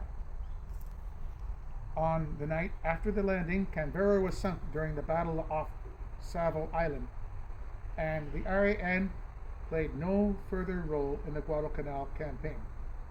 RAAF aircraft supported several U.S. Army and Marine landings during 1943 and 1944, and an RAAF radar unit participated in the capture of ROA. The Australian cruisers Australia and Shropshire and destroyers Arunta and Warramunga provided fire support for the U.S. 1st Marine Division during the Battle of Cape Gloucester, and the U.S. 1st Cavalry Division during the Abenteuil Islands campaign in late 1943 and early 1944. The landing at Cape Gloucester was also the first operation for the RAN Amphibious Transport Westralia. The Northwestern Area Campaign. Here are B-25 Mitchell bombers from the number 8 NEI. These are Dutch.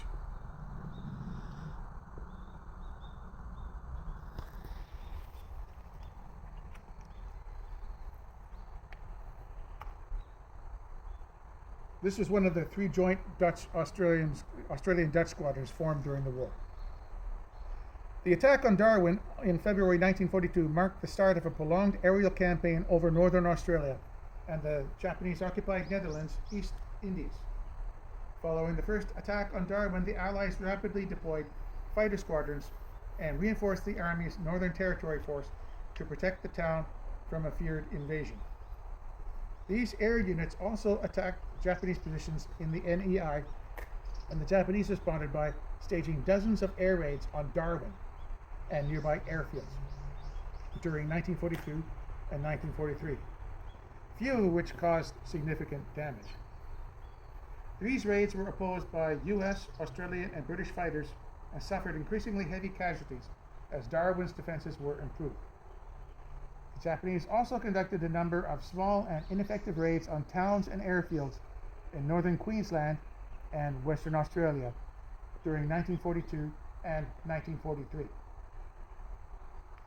While the Japanese raids on northern Australia ceased in late 1943, the Allied air offensive continued until the end of the war. During late 1942, Allied aircraft conducted attacks on Timor in support of the Australian guerrillas operating there. From early 1943, the U.S. heavy bomber squadrons operated against Japanese targets in the eastern NEI from bases near Darwin. The Allied air offensive against the NEI intensified from June 1943 to divert Japanese forces away from New Guinea and the Solomons and involved Australian, Dutch, and U.S. bomber units. These attacks continued until the end of the war, with the U.S. heavy bombers being replaced by Australian B-24 Liberator-equipped squadrons in late 1944. From 1944, several RAAF PBY Catalina squadrons were also based at Darwin and conducted highly effective mine-laying sorties across Southeast Asia. We are now... what's your last name? We are now joined by the Australian Ian 80, and he will now read Advance to the Philippines. Advance to the Philippines. The Australian military's role in the Southwest Pacific decreased during 1944. In the latter half of 1943, the Australian government decided, with MacArthur's agreement, that the size of the military would be reduced to release manpower for the war-related industries, which were important to supplying Britain and the US forces in the Pacific. Australia's main role in the Allied war effort from this point forward was supplying the other Allied countries with food, materials and manufactured goods needed for the defeat of Japan. As a result of this policy, the Army units available for offensive operations were set at 6 infantry divisions, all 3 AIF divisions and 3 CMF divisions, and 2 armoured brigades. The size of the RWF was set at 53 squadrons, and the RAN? RAN, yeah. The RAN was limited to the ships which were in service or planned to be built at the time. In 1944, all but 2 of the Army's divisions were withdrawn to the Atherton Tableland in North Queensland for training and rehabilitation. Several new battalions of Australian-led Papuan and New Guinean troops were formed during 1944 and organised into the Pacific Islands Regiment, however, and largely replaced the Australian Army battalions disbanded during the year. These troops had seen action alongside Australian units through the New Guinea campaign. Here is number 80 Squadron aircraft at Noem 4 on November 1944.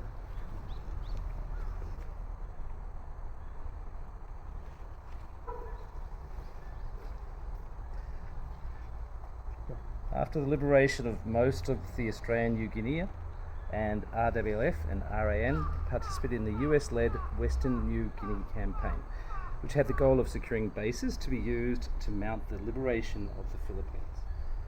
Australian warships and the fighter bomber and airfield construction squadrons of the 10 operational group RAAF participated in the capture of Hollandia, Biak, Noem 4 and Morotai.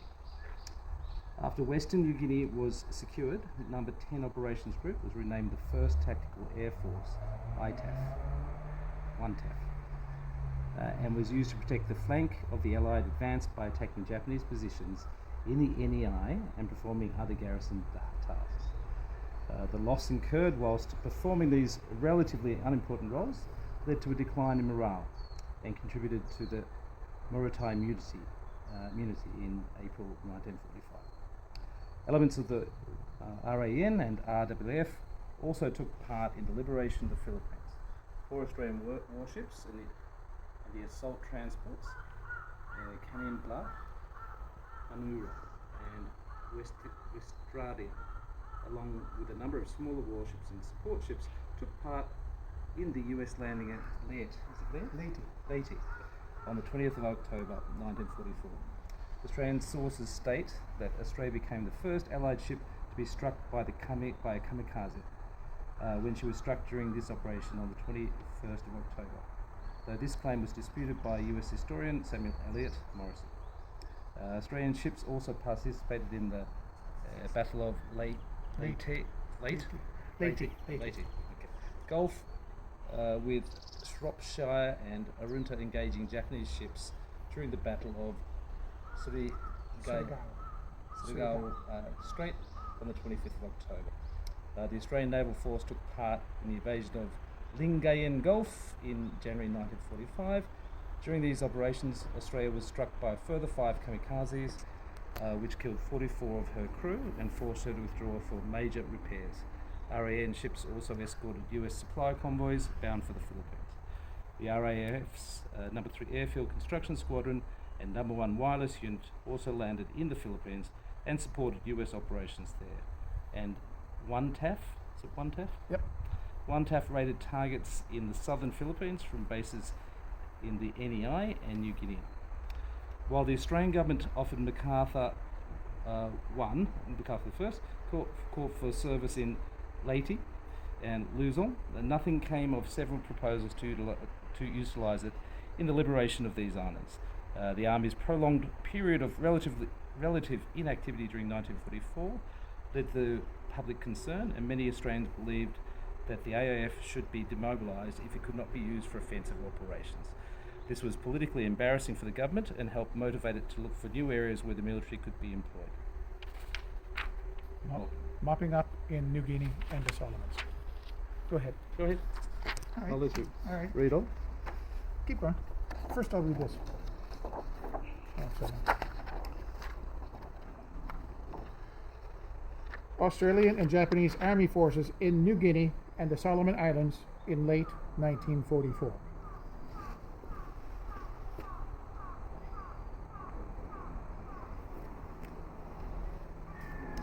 Australian and Japanese army forces in New Guinea and the Solomon Islands in late 1944. Okay, I think you said that. In late 1944, the Australian government committed 12 Australian army brigades to replace 6 US army divisions, which were conducting defensive roles in Bougainville, New Britain, and the Aitape-Wewak area in New Guinea. While the US units had largely conducted a strategic defence of their positions, their Australian replacements mounted offensive operations designed to destroy the remaining Japanese forces in these areas. The value of these campaigns was controversial at the time and remains so to this day. The Australian government authorised these operations for primarily political reasons. It was believed that keeping the army involved in the war would give Australia greater influence in any post-war peace conferences, and that liberating Australian territories would enhance Australia's influence in the region. Critics of these campaigns argue that they were unnecessary and wasteful of the lives of Australian soldiers involved in as the Japanese forces were already isolated and ineffective. Here are Australian infantry at Wide Bay in January 1945.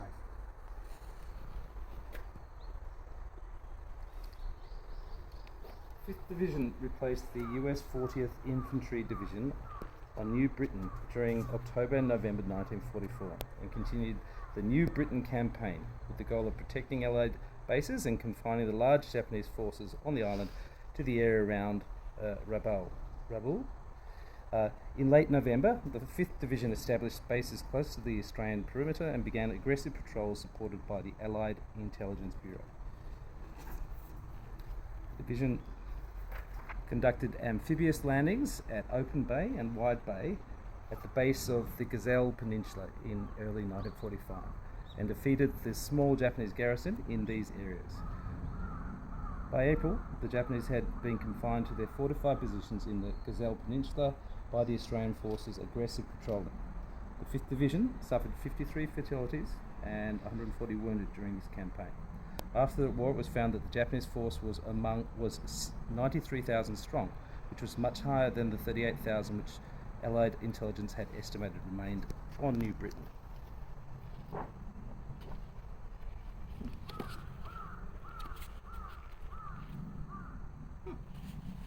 think we're looking for...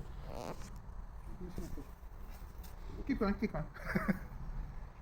The 2 Corps, the II Corps, continued the Bougainville campaign after it replaced the US Army's 14th Corps between October and December 1944.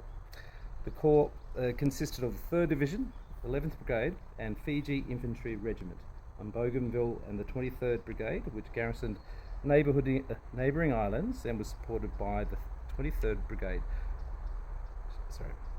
which was supported by the RWLF, RNZAF and USMCAF units. While the 14th Corps had maintained a defensive posture, the Australians conducted offensive operations aimed at destroying the Japanese forces on Bougainville. As the Japanese were split into several enclaves, the 2 II Corps fought geographically separate campaigns in the north, centre and southern portions of the island. The main focus was against the Japanese base in Buin in the south, and the offensive in the north and centre of the islands were largely suspended from May 1945. While Australian operations on Bougainville continued to the end of the war, large Japanese forces remained at Buin and in the north of the island.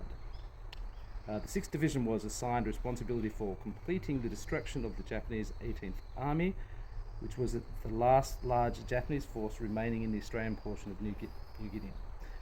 The division was reinforced by CMF and armoured units and began arriving at Aitape in October 1944. The 6th Division was also supported by several RAF squadrons and RAN warships. In late 1944, the Australians launched a two-pronged offensive to the east towards Wewak. The 17th Brigade advanced through the island Torricelli Mountains, while the remainder of the division moved along the coast. Although the 18th Army had suffered heavy casualties from the previous fighting and disease, it mounted a strong resistance and inflicted significant casualties. The 6th Division's advance was also hampered by supply difficulties and bad weather. The Australians secured the coastal area by early May, with Wewak being captured on the 10th of May, after a small force was landed to the east of the town. By the end of the war, the 18th Army had been forced into what it had designated as its last stand area, which was under attack from the 6th Division. The Aitape Wewak campaign cost Australia 442 lives, while about 9,000 Japanese died and another 269 were taken prisoner. Here is a map showing the progress of the Borneo campaign.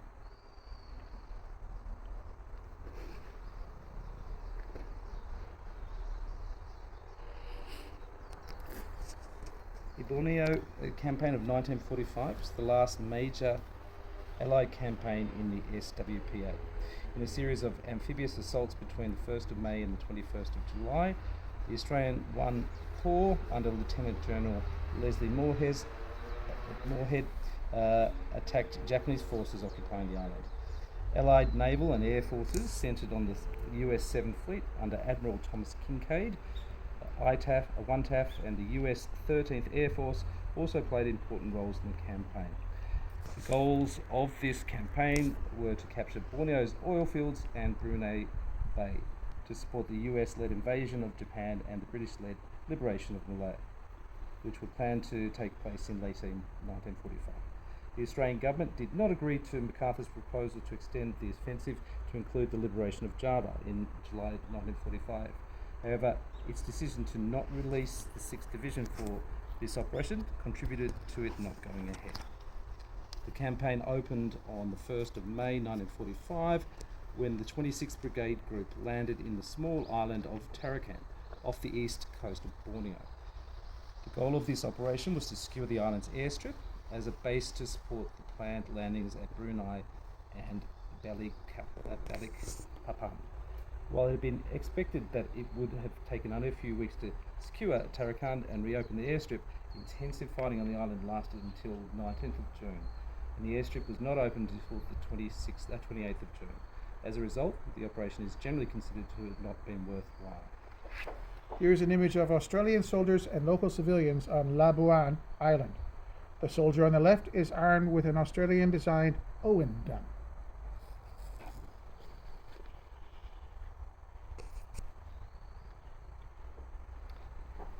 The second phase of the Borneo campaign began on the 10th of June when the 9th Division conducted simultaneous assaults on the northwest of the island of Labuan and the coast of Brunei. While Brunei was quickly secured, the Japanese garrison on Labuan held up for over a week. After the Brunei Bay region was secured, the 24th Brigade was landed in North Borneo, and the 20th Brigade advanced along the western coast of Borneo south from Brunei. Both brigades rapidly advanced against weak Japanese resistance, and most of the northwest Borneo was liberated by the end of the war. During the campaign, the 9th Division was assisted by indigenous fighters who were waging a guerrilla war against Japanese forces with the support of Australian Special Forces. The third and final stage of the Borneo campaign was the capture of Balikpapan on the central east coast of the island. This operation had been opposed by General Blamey, who believed that it was unnecessary, but went ahead on the orders of MacArthur. After a 20-day preliminary air and naval bombardment, the 7th Division landed near the town on the 1st of July. Balikpapan and its surrounds were secured after some heavy fighting on the 21st of July, but mopping up continued until the end of the war. The capture of Balikpapan was the last large-scale land operation conducted by the Western Allies during World War II. Although the Borneo campaign was criticised in Australia at the time and in subsequent years, as pointless or a waste of the lives of soldiers, it did achieve a number of objectives, such as increasing the isolation of significant Japanese forces occupying the main part of the Dutch East Indies, capturing major oil supplies and freeing Allied prisoners of war who were being held in deteriorating conditions. Australia's leadership changed again during the Borneo campaign. Prime Minister Curtin suffered a heart attack in November 1944, and Deputy Prime Minister Frank Ford acted in his place until the 22nd of January 1945. Curtin was hospitalised with another bout of illness in April 1945, and Treasurer Ben Chifley became acting Prime Minister as Ford was attending the San Francisco conference. Curtin died on the 5th of July 1945, and Ford was sworn in as Prime Minister. Ford did not have the support of his party, however, and was replaced by Chifley after a leadership ballot on the 13th of July.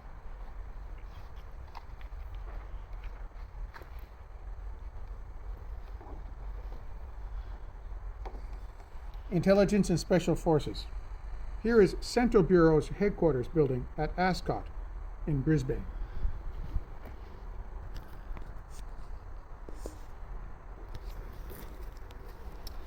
Australia developed large intelligence services during the war. Prior to the outbreak of war, the Australian military possessed almost no intelligence gathering facilities and was reliant on information passed on by the British intelligence services. Several small signals intelligence units were established in 1939 and 1940, which had some success intercepting and deciphering Japanese transmissions before the outbreak of the Pacific War. MacArthur began organising large-scale intelligence services shortly after his arrival in Australia. On the 15th of April 1942, the joint Australia-US Central Bureau Signals Intelligence Organisation was established at Melbourne. Central Bureau's headquarters moved to Brisbane in July 1942 and Manila in May 1945. Australians made up half the strength of the Central Bureau, which was expanded to over 4,000 personnel by 1945. The Australian Army and RWLF also provided most of the Allied radio interception capability in the SWPA, and the number of Australian radio interception units was greatly expanded between 1942 and 1945. Central Bureau broke a number of Japanese codes, and the intelligence gained from these decryptions and radio direction finding greatly assisted Allied forces in the SWPA. Here are Australian commandos from the 2nd of the 3rd Independent Company in New Guinea during July 1943.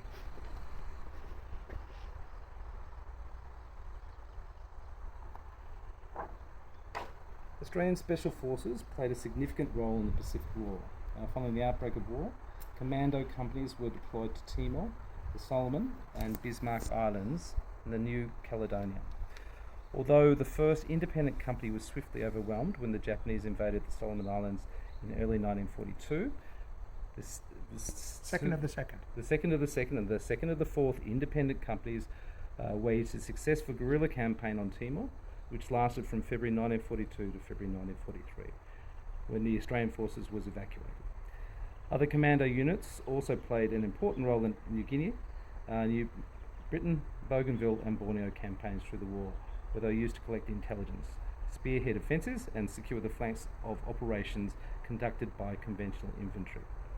Australia was also formed small-scale raiding and reconnaissance forces, most of which were grouped together as the Allied Intelligence Bureau, Z Special Unit, conducted raids far behind the front line, including a successful raid on Singapore in September 1943. M Special Unit, Coast Watchers and smaller AIB units also operated behind Japanese lines to collect intelligence. AIB parties were often used to support Australian Army units and were assigned to inappropriate tasks such as tactical reconnaissance and liaison.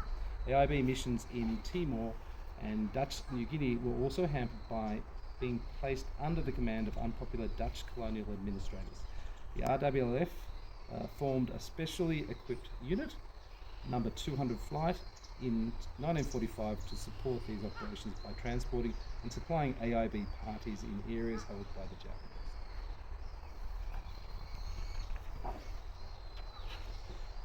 Here is General Blamey signing the Japanese instrument of surrender on behalf of Australia.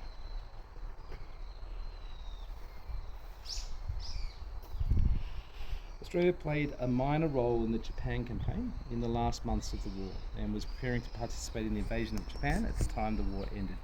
Several Australian warships operated with the British Pacific Fleet, BCF, during the Battle of Okinawa, and Australian destroyers later escorted British aircraft carriers and battleships during attacks on targets in the Japanese home islands. Despite its distance from Japan, Australia was the BPF's main base, and a large number of facilities were built to support the fleet. Australia's participation in the planned invasion of Japan would have involved elements of all three services fighting as part of the Commonwealth forces. It was planned to form a new 10th Division from existing AIF personnel, which would form part of the Commonwealth Corps, with British, Canadian and New Zealand units. The Corps organisation was to be identical to that of the US Army Corps, and it would have participated in the invasion of the Japanese home island of Honshu, which was scheduled for March 1946. Australian warships would have operated with the BPF and US Pacific Fleet and two RWF heavy bomber squadrons, and a transport squadron was scheduled to be redeployed from Britain to Okinawa to join the strategic bombardment of Japan as part of the Tiger Force. Planning for operations against Japan ceased in 1945, when Japan surrendered following the atomic bombing of Hiroshima and Nagasaki. General Blamey signed the Japanese Instrument of Surrender on behalf of Australia during the ceremony held on board USS Missouri on the 2nd of September 1945. Several Ran warships were among the Allied ships anchored in Tokyo Bay during the proceedings. Following the main ceremony on board the Missouri, the Japanese field commanders surrendered the Allied forces across the Pacific Theatre. Australia forces accepted the surrender of their Japanese opponents at ceremonies conducted at Motottai, several locations in Borneo, Timor, Wewak, Rabaul, Bougainville and Nauru. Australian in other theatres. In addition to the major deployments, Australian military units and servicemen and women served in other theatres of the war, typically as part of British-led Commonwealth forces. About 14,000 Australians also served in the merchant navy and crewed ships in many areas of the world.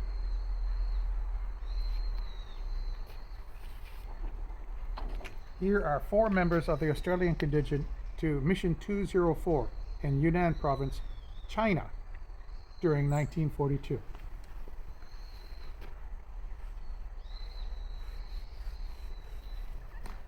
Australia played a minor role in the British-led campaigns against Vichy French colonial possessions in Africa.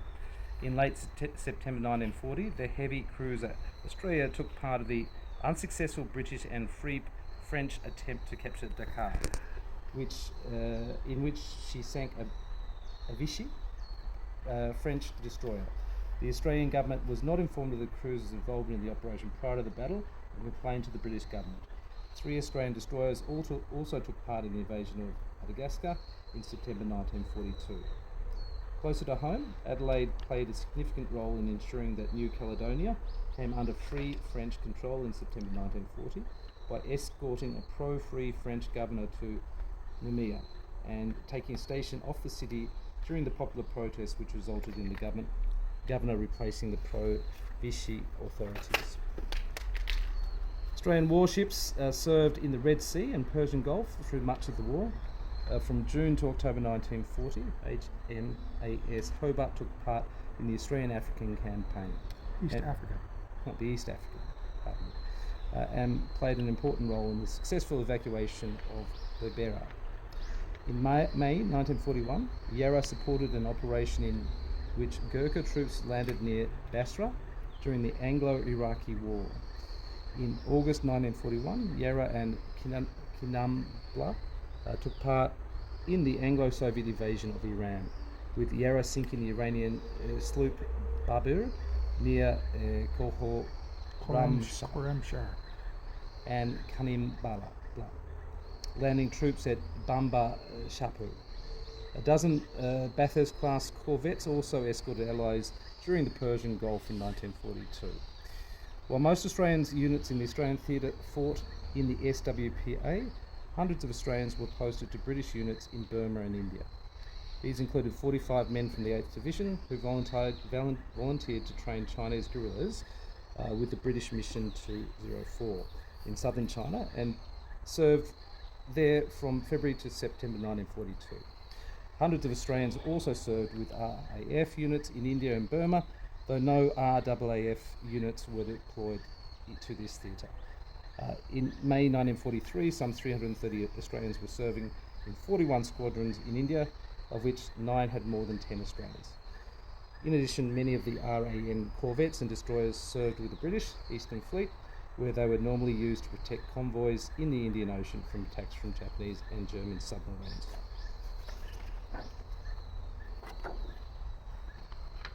Prisoners of war. Australian and Dutch POWs at Tarsal, Thailand.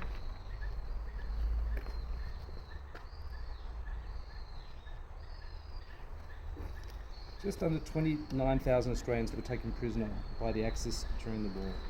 Only 14,000 of the 21,467 Australian prisoners taken by the Japanese survived.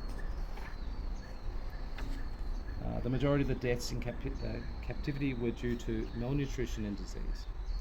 The 8,000 Australians captured by Germany and Italy were generally treated in accordance with the Geneva Conventions. The majority of these men were taken during the fighting in Greece and Crete in 1941, with the next largest group being 1,400 airmen shot down over Europe.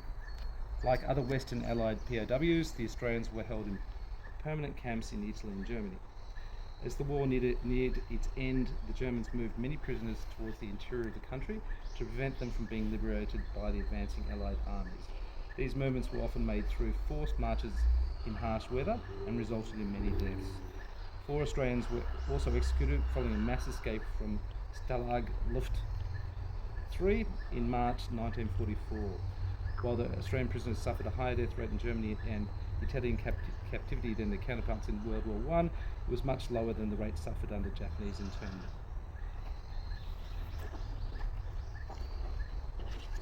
Here is the Japanese interpreter in charge of Australian POWs at Ambon, arriving in Morotai in October 1945.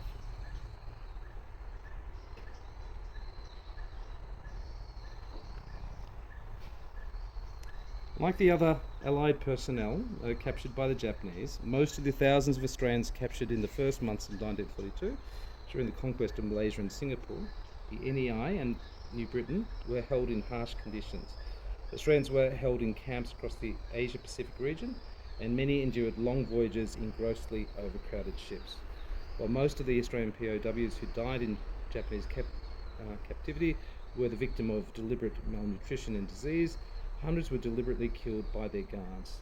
The Burma-Thai Railway was most notorious in the prisoner of war experiences, as 13,000 Australians worked on it at various times during 1942 and 1943, alongside thousands of other Allied POWs and Asians conscripted by the Japanese. Nearly 2,650 Australians died there. Thousands of Australian POWs were also sent to the Japanese home islands, where they worked in factories and mines in generally harsh conditions.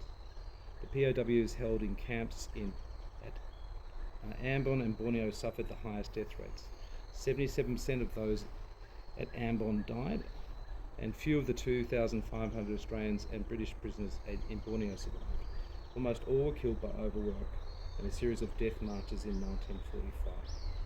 The treatment of POWs prompted many Australians to remain hostile towards the Japanese after the war. Australian authorities investigated the abuses against Allied POWs in their country's zone of responsibility after the war, and guards who were believed to have mistreated prisoners were among those tried by Australian administrated war crime trials. Thousands of Axis POWs were held in Australia during the war. A total of 25,720 POWs were held in Australia, 18,432 Italians, 5,637 Japanese, and 1,651 Germans. These prisoners were housed in purpose-built camps and were treated in accordance with the Geneva Convention. A total of 16,798 civilians were also interned. These included 8,921 Australian resident enemy aliens, while the remainder were civilians sent to Australia for internment by other Allied countries. In the morning of the 5th August 1944, approximately half of the 1,104 Japanese held at a camp near Cowra, New South Wales, attempted to escape. The prisoners overwhelmed their guards and over 400 broke through the wire fences. However, every escapee was either recaptured or killed within 10 days. Home front.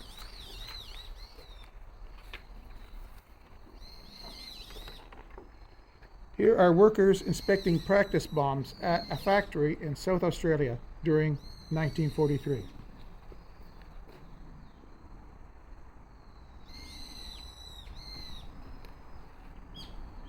During the war, the Australian government greatly expanded its powers in order to better direct the war effort, and Australia's industrial and human resources were focused on supporting the Allied armed forces. The expansion of the government's powers began on the 9th of September 1939, when the National Security Act became law. This act enabled the government to introduce industrial conscription, and both men and women were ordered to essential industries. Rationing was first introduced in 1940 and was greatly expanded during 1942. The government also strongly encouraged austerity and war bonds as a means of reducing demand for scarce resources. Government policies to develop war-related industries were successful in increasing the sophistication of Australia's industrial sector and self-sufficiency in most categories of weapons. In the decades leading up to the war, successive Australian governments have provided subsidies, tariffs and other incentives to encourage the development of military-related manufacturing sectors, such as the production of aircraft, automobiles, electronics and chemicals. These secondary industries were integrated into a war economy during 1940 and 1941 and were able to meet most of the Army's needs by 1942. Government-led efforts to develop and manufacture advanced technology enjoyed some notable successes, including the development of lightweight radar sets, optical devices for artillery, and equipment adapted for the use in tropics. Australia industry also developed new weapons which were mass-produced for the military, including the Owen submachine gun and the shortened version of the Ordnance QF 22 pounder. In addition, Australia's scientists and pharmaceutical companies made important advances in the treatment of tropical diseases. Not all development projects were successful though. Efforts to develop an Australian tank, the Sentinel, did not cease until after it had been rendered obsolete and unnecessary.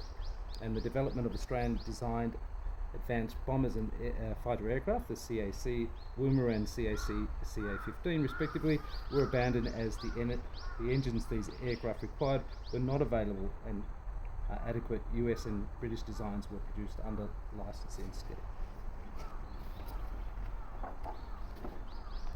Here's a poster of Australian women being encouraged to participate in the war effort.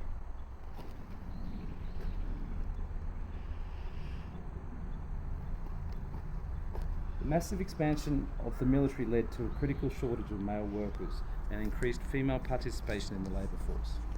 The number of Australian women in paid employment increased from 644,000 in 1939 to 855,000 in 1944. While this was only a 5 percentage point increase in the proportion of all Australian women who were working, a large number of women moved from traditionally female roles such as domestic servants into male roles in industry. Female branches of the armed forces were established in 1941, and by 1944 almost 50,000 women were serving in the Women's Royal Australian Naval Service, Australian Women's Army Service and Women's Auxiliary Australian Air Force. Thousands more served with the civilian Australian Women's Land Army, or undertook voluntary war work. Manpower shortages became an increasingly significant economic issue towards the end of the war, and the Australian military was reduced in size from 1944 to free up personnel for war industries and the civilian economy. Industrial conscription and the drive to increase productivity led to an increasing degree of internal unrest over time. Many workers were required to work long hours in poor conditions and were not able to change their employment due to the manpower laws. Poor work conditions were exacerbated by the government's austerity measures, reducing working standards of living. As a result, strikes and other forms of protest disrupted Australian production, especially from 1943 onwards. These protests attracted considerable criticism from other civilians and members of the military. In May 1943, the government introduced policies which enabled workers who were undertaking unlawful industrial action to be conscripted into the military. but this had little impact due to the shortage of skilled labour in the industries most prone to industrial disputes. World War II marked the beginning of a long period of Australian economic growth. The war greatly increased the size and importance of the Australian manufacturing sector and stimulated the development of more technologically advanced industries. As part of this trend, many workers acquired relatively high skill levels and female labour force participation rates greatly increased. Many women were forced out of traditionally male-dominated industries after the war, however.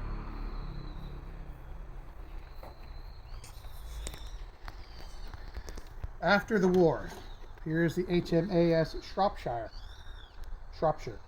arriving in Sydney in November 1945, carrying long-serving soldiers. Shropshire.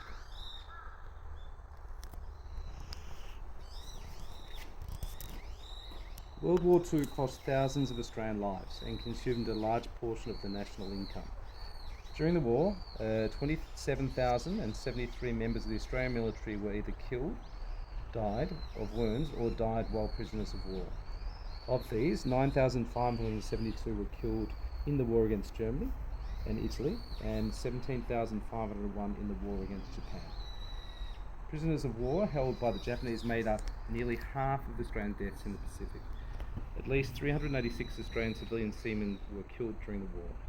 Total Australia war expenditure was $2,949,380,000, and at its peak in 1942-43, military costs accounted for 40.1% of national income.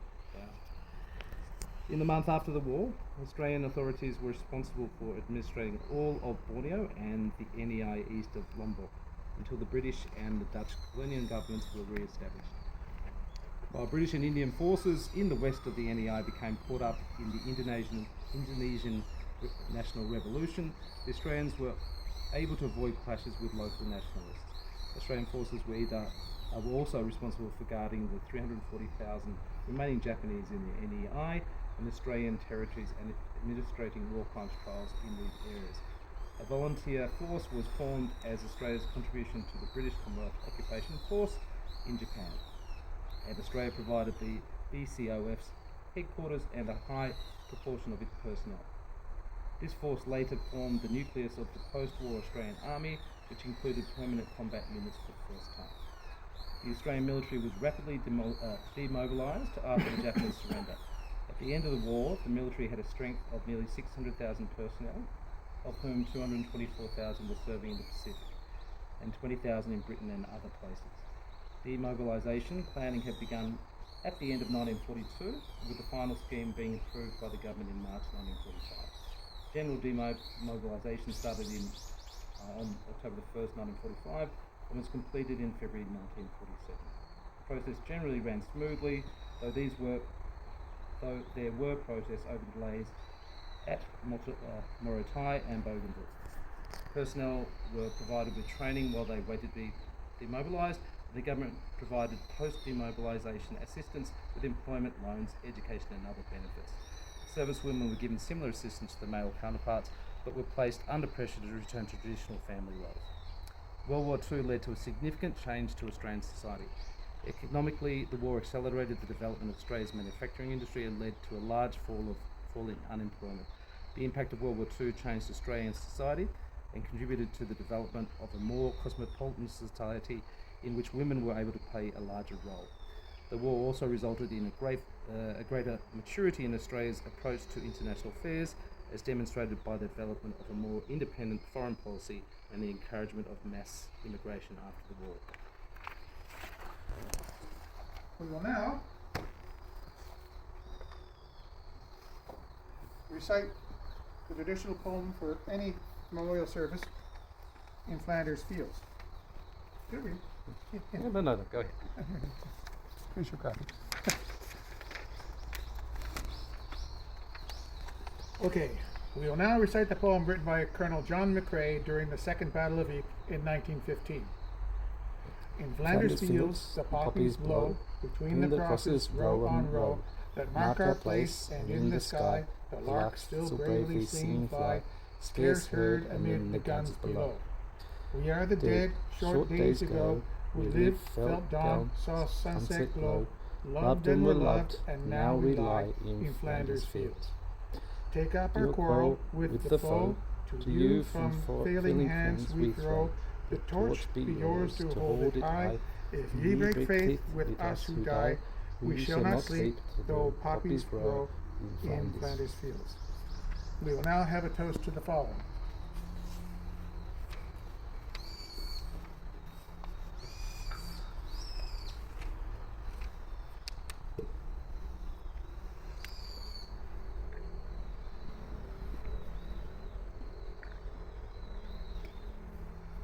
Oh, nice bug in there.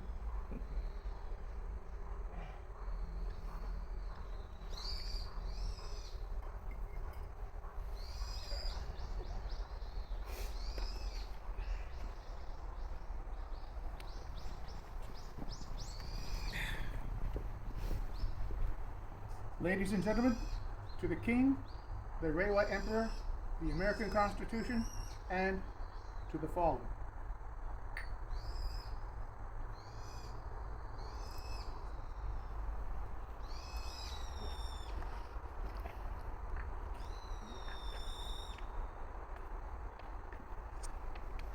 They shall not grow old, as we that are left grow old. Age shall not weary them, nor the years condemn. At the going down of the sun, and in the morning, we will remember them. That concludes today's commemorations.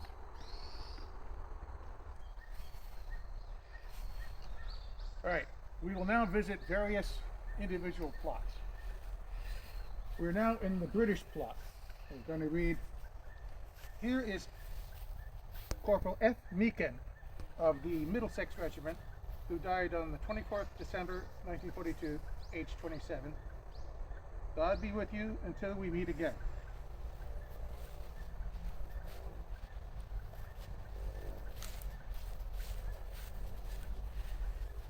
Over here, we have Corporal D. Brightman of the East Surrey Regiment, who died May 1945, 3rd May 1945, at age 26. Here we have Lance Bombardier J.C. Farmer of the 155th Lanarkshire Yeomanry Field Regiment, Royal Artillery, who died 17th March 1945 at age 26. Here we have Sergeant I.R. Taverndale of the Royal Artillery, who died on 27th October 1942 at age 29, absent but not forgotten.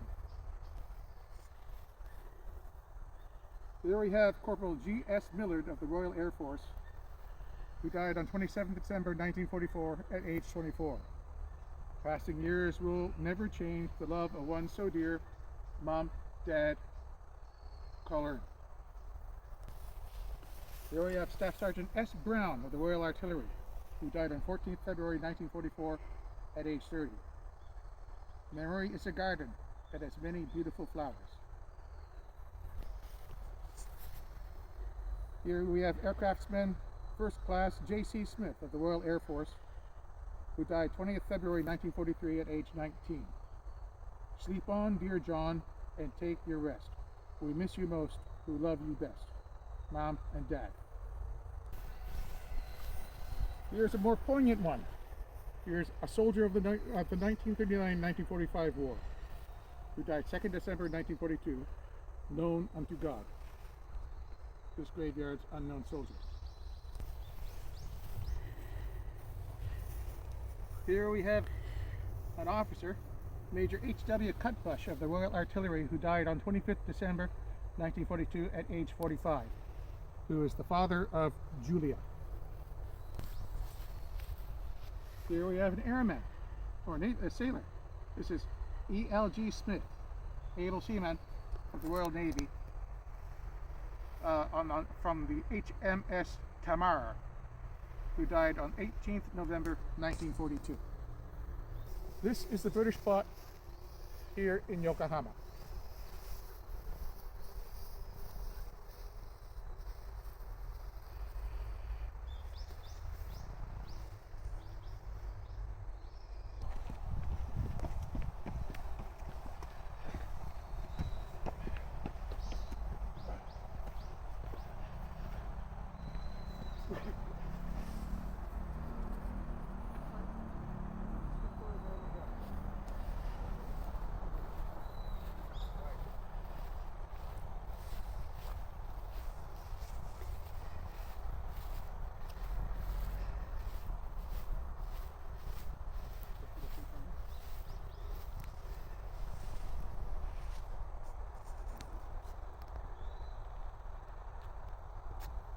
Ready?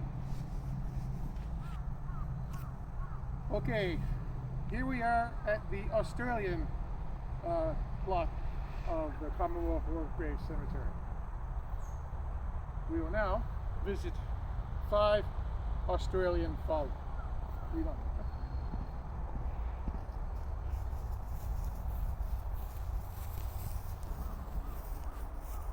Here we are. We have another unnamed grave, which I don't think many people come to visit. So I think we should honour people and thoughts be with them.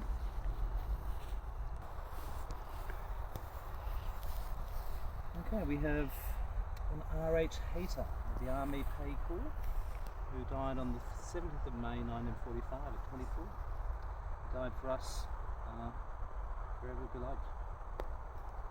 Too young.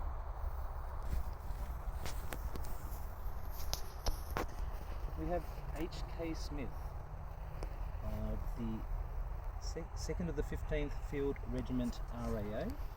23rd, he died on the 23rd of February 1943 at 26. Beloved son of Dr. and Mrs. Keith Smith of Sydney.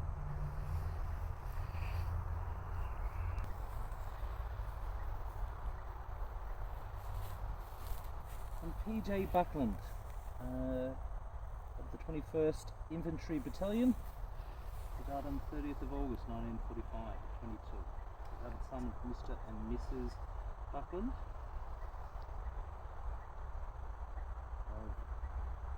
Fakenham, Upper Victoria. So a country boy. Our last tribute to tonight, I think. We've got to go to Canada. I have to go to Canada, of course. So another Smith, an R. Smith of the 21st Infantry Battalion, who died on the 7th of June 1945 at 27. He died that we may live, which is a common motive. That last one. Okay, here we are again at the Canadian grave plot for 137 Canadian soldiers who died as prisoners of war in World War II. We're again visiting Roy Mack's grandfather, Mr. Weirross. We'll read his inscription.